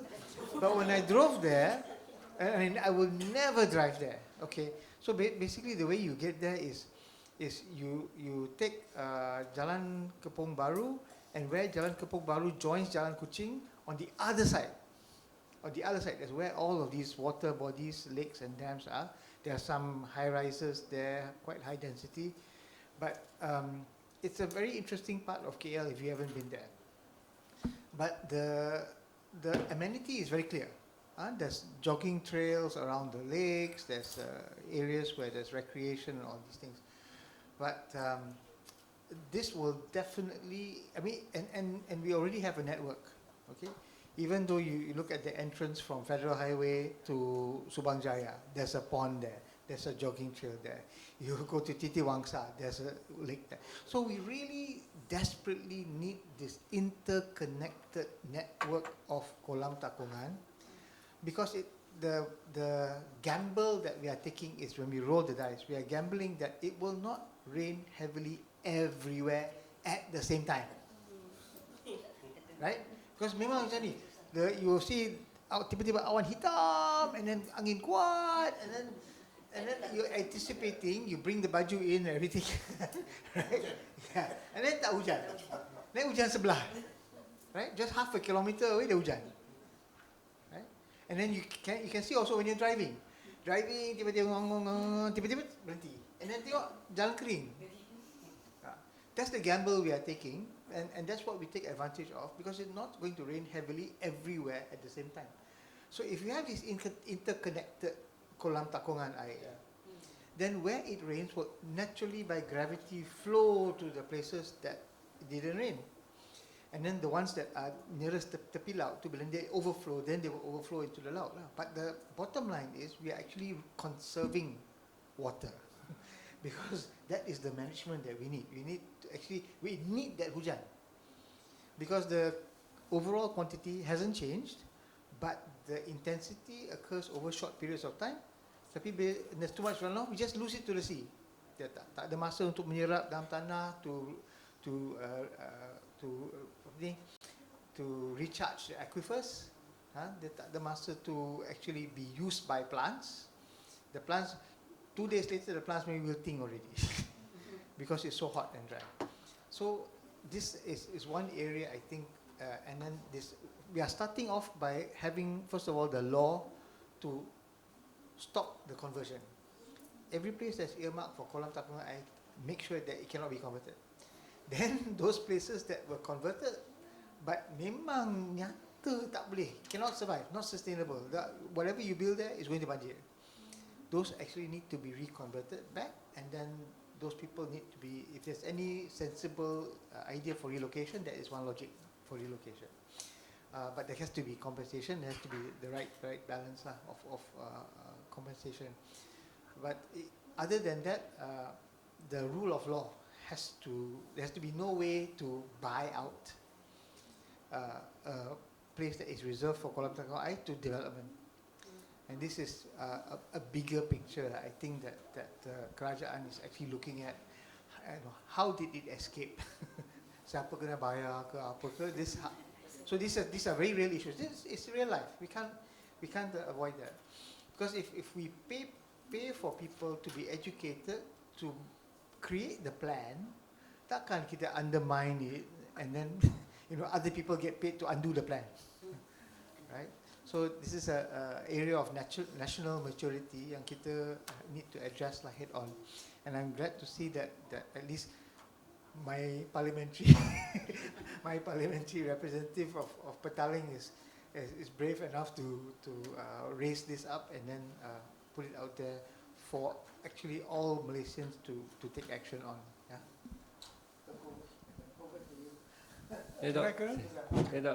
Boleh? Boleh Dok. Please. Tak ada, saya nak cakap, I'm talking more. Sebagai example is not of very date. So, Taman Muda. Taman Muda planning, when I look back 30 years ago, was fantastic. It's a huge retention pond. Planned for, had all the the dams and the pumps. Over a period of time, there was total neglect. The pumps, nobody maintained the pumps because it was tussle of who is the authority to maintain the pump. So when the flood, and then the planning changed because the state government gave waivers, so build development. And development was required the developer to put in place certain things, but it was not done. So now, question now, there was never accountability. Nobody was taken to task, there was no inquiry. So a lot of people got away with murder, literally, and those people who suffered, suffered impact, until today they lost a lot of things. Simple things that I asked the husband, what happened to the pumps? And then I realized the pump was too low. When the water rise, the pump was underwater, so it couldn't function. So I asked engineers, didn't you think of this before? No. So now question now, we lack competency, we lack capacity. Problem. So, and we have no long-term planning. We have planning. Like Kuala Lumpur, we have planning for Kuala Lumpur. But 1 year after that, they start amending. When they amend, they never consult rakyat. Only when they propose, they consult. That happened to Taman Sri Moda, the classic case. The flood actually damaged a lot of things, affected thousands of people. Until today, there is nobody taken to account. Who's the culprit who waived the requirements? There were exceptions, there were so many exceptions, the rule of law talking about. There is rule of law. But some other, there's a malaikat somewhere, waive. That's the biggest problem. And then we have no other, again, we have no, there's problem is we cannot have long-term strategy, long-term planning. One, tenure of MPs and ADUNs, 5 tahun. Lepas 5 tahun, orang baru, lain pula. Jadi tukar. Tukar. Macam example tu slogan Satu Malaysia, slogan Madani, slogan tiap-tiap 5 tahun ada slogan baru. Kita pun confused. Ada ingat sama dia ada dekat 50 dah slogan. Tukar. Tak tahu mana buat satu. Masalah tu. So the memory is very short. See, dia tak ikut. Kalau kita ada satu objektif kita nak buat untuk kata 2050 you want to achieve all these things. If only we can say set it up, we follow. Tak ada. Lepas 5 tahun tukar. Kata tak sampai 5 tahun. Pilihan raya mengejut, habis tukar lagi. Lagi tukar. Jadi kerja kedua, pegawai kerajaan, the government servants, they also a problem because they keep rotating, they keep changing. So tak sabut. Tak ada. Because they keep moving. So and I find it most alarming is we don't have institutional memory. Orang tak ingat, orang tak tahu mana buat. We never learn, and siapa yang terdepan dulu tak pass on the knowledge. So we keep reinventing the wheel. So suffer, you and I suffer, every day suffer. So macam mana? So we got to push them. We have no institutional memory. Kalau semua kita, we have memory. We remember exactly what happened 50 years ago. So we know, but they don't. Somehow they don't. I'm not sure whether it's done on purpose or selective memory loss. More selective memory loss. Huh? I mean, you understand. So this problem. And the same thing applies to corporate sectors. The tenure of CEOs and C-suite all, 2-3 years, maximum 5 years. So they're interested to achieve what they can to show themselves. The ego comes in. So they don't care. After 5 years, I don't care what happened. The company go make it, I don't care. As long as I can make my huge 20 months bonus in my term, there is a problem. So we have to understand, it's actually failure of human being. Maksudnya kita sendiri, we fail because of tamak and greed. We don't think of others. We have no compassion for anybody else but for ourselves. Some of them don't even think of their family. They're shocked sendiri. You understand what I mean? Right? I think you should understand because this happens every day. You see it every day, but you tak cakap. What we need now is everyone have to say something to go. A majority here are Muslim, Islam. You know, it's wajib for you to tegur apa yang salah. You tak tegur, you tanggung dosa. Dia punya dosa dengan dua punya dosa. Dua kali ganda. So, what's happening now? You tell me. So, you have to tegur. I know it's not pleasant, but tegur, because tegur secara yang elok lah. Jangan pergi katuk kepala dia. Cakap dia elok. Fikirlah. Guna fikiran. So, I think all of us ni nampak semua bawa kiri, ni lembik tegur dah. Dosa banyak. Tak tegur. Tak betulkan. So, these are the problem. If you think of this, please play. Each one of us, each one of you, have an important role to play. You have to exercise that responsibility, that duty for the community, for the ummah. You have no choice. If only that. And of course, I wish we can conduct this class for the MPs who never think. Okay, tak? Wait. Alright, tak? Sorry. We are out of time actually, tak? I've got I was involved with this flood 55 years ago. 1971. Things are getting worse, and there are now more Napoleons. Dulu ada maybe 10 Napoleons, sekarang ni sekarang 1000 Napoleon. Every year got Napoleon. Dia ada 50 semua. And we don't communicate. Only thing is we communicate. Why? We do communicate, but in a different way. You communicate kan? Naik atas kepala, dia lepas kan? Tak payah, tak dengar. Okay, thank you. So, we are at the end of the session. I've been given only 2 hours, but eventually this is a very hot topic to be discussed.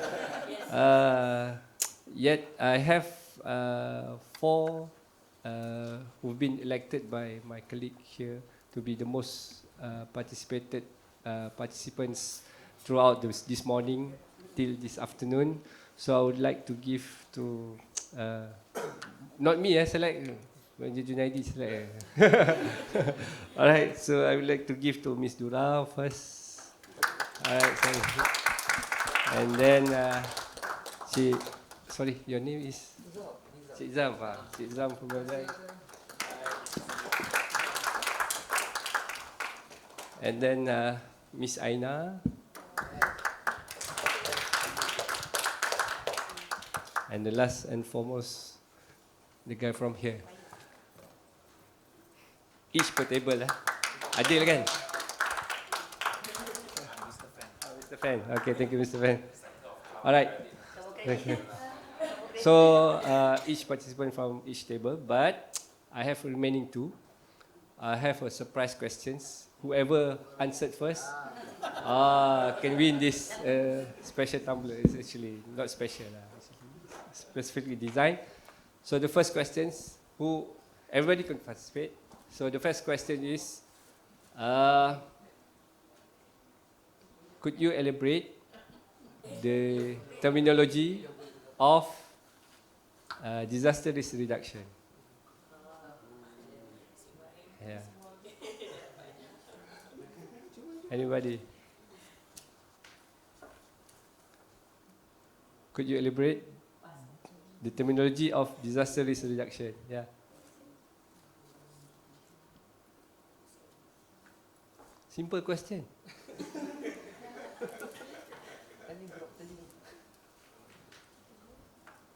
What is disaster risk reduction? Anybody? Everybody who don't want to part? Nanti Dr. Gary answer, he can get Dr. Gary to be ni kan, non-participated. Peluang. What is DRR? What is disaster risk reduction? Kurangkan risiko. Someone video. Please take the mic.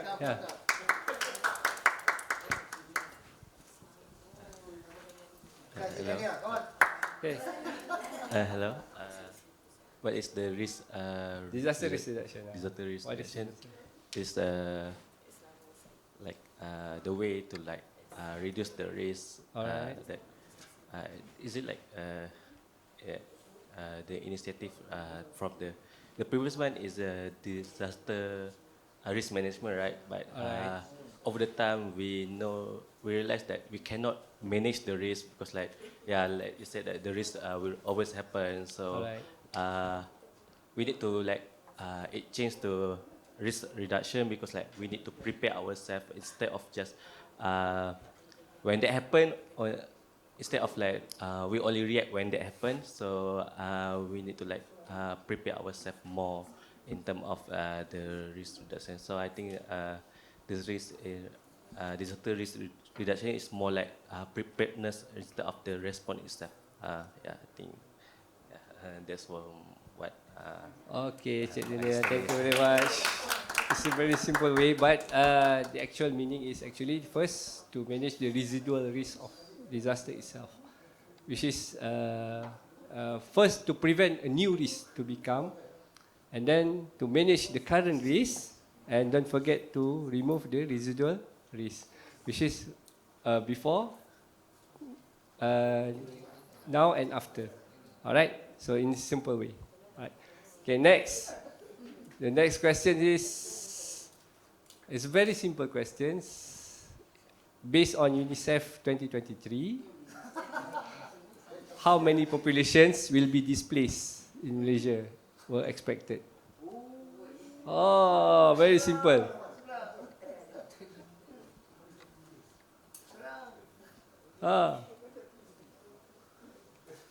Besar tulis atas. Besar. Merah. How many percent? Percent lah kan? How many percent of Malaysian population will be displaced in 2030? 2050, sorry. 2050. Yeah, yes, sir? 26, almost. Very good. 1% difference. 25, yeah. It's a very simple question actually. Soalan bocor kan. Thank you, Dr. Gary. By the way, thank you very much everybody for have to borrow your sense, ears, eyes, and also intelligence to be in these workshops or masterclass. So, according to Chatham House rule, please do scan this QR code for evaluating my lecture today, and hopefully everybody will gain some knowledge or bright insights in the future what we're going to do. Anything, please do contact me. I have my WOVA app or my LinkedIn. You can contact, and I do invite everybody to come to Civil Defence Training Academy, which is in Bangi. We can do some exercises or trainings on facing disasters and so on. All right, so please have a good applause for everybody here today. And thank you very much. And humbly say, Assalamualaikum warahmatullahi wabarakatuh. Thank you. And we have the remaining goodies. You can take whatever you want. Thank you very much.